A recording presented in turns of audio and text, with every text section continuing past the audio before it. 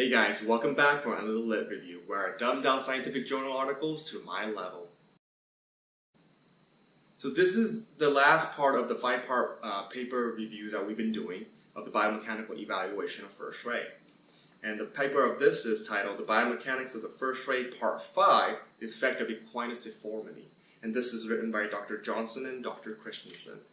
So before we get into this paper, let's just quickly recap the other 4 papers that we talked about, part 1 through 4, to kind of get an idea of what this last paper will contribute to the overall picture. So part 1, we mainly focused on the action of peroneus longus. Peroneus longus is the lateral muscle of the leg that attaches into the lateral side of the first metatarsal over here and the medial cuneiform, lateral side, And the effect of that is basically to stabilize the medial column for a proper propulsion in gait cycle.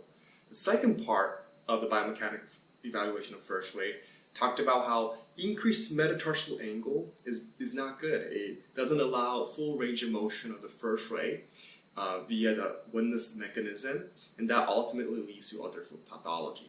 Now, the third part of the paper focused on how fusing the first metatarsal and the medial cuneiform joint allows peroneus longus to effectively stabilize the medial column, and it's because it basically gets rid of the it basically gets rid of that joint, and it makes it more efficient for the peroneus longus to contract and stabilize the medial column.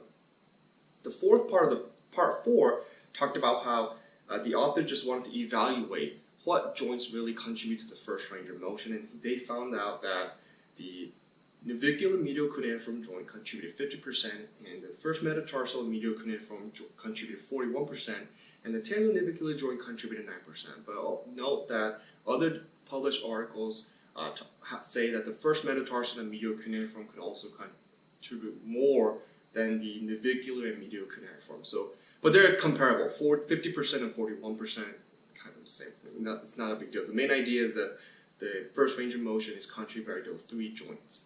So this last part of the series, the part 5, the Equinus Deformity involved in first ray, basically what they did was they wanted to see the effect of Achilles tendon on foot pathology. And Achilles tendon is this is a poor sample of an illustration of Achilles tendon, but it's basically Achilles tendon is a continuation of the tendon structure of the muscle gastrocnemius and soleus, and they primarily make up what we call the triceps serrae.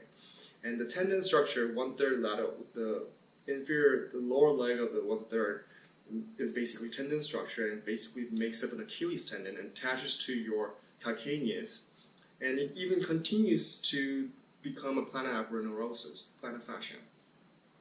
So if they wanted to evaluate what this Achilles tendon does, because a lot of time I have it, but a lot of people have a tight Achilles tendon, and what does that really mean? I know you go to the doctor and doctor say you have a tight Achilles tendon, you gotta stretch it out and stuff like that. So what does that really mean? And the focus of this paper was to evaluate that. Like, what does it actually do? They wanted to quantify it. So before we get in, let's just talk about what we see when we have a tight Achilles tendon. So obviously this is a normal foot, but as you have a tighter Achilles tendon, the core is gonna be essentially pulling the calcaneus, the heel, a little bit up like this. And you get a foot that looks kind of like this, and kind of on the sideways. I don't know if you can see it from the video, but this is what we call an inversion. It's from the behind, inverted foot. So we could kind of clinically see this, the inverted foot with a tight Achilles tendon. So what they did in the experiment was they got 7 fresh frozen cadaver models, like the other part of this paper, and they basically tease out the important muscle tendon structure. From the lateral side, peroneus longus and peroneus brevis. On the medial side, we got the posterior tibialis and flexor hallucis longus and flexor digitorum longus, and posteriorly the Achilles tendon. So they pull those all out, and they kind of put a pulley up with a tension applied to it. Not too much tension, but to basically simulate a mid-stand phase of the gait cycle. And for the Achilles tendon, they controlled the tension of pulling by 0 or 30% or 60% of it. And what they found out was when they increased the tension of Achilles tendon, the foot became more inverted essentially.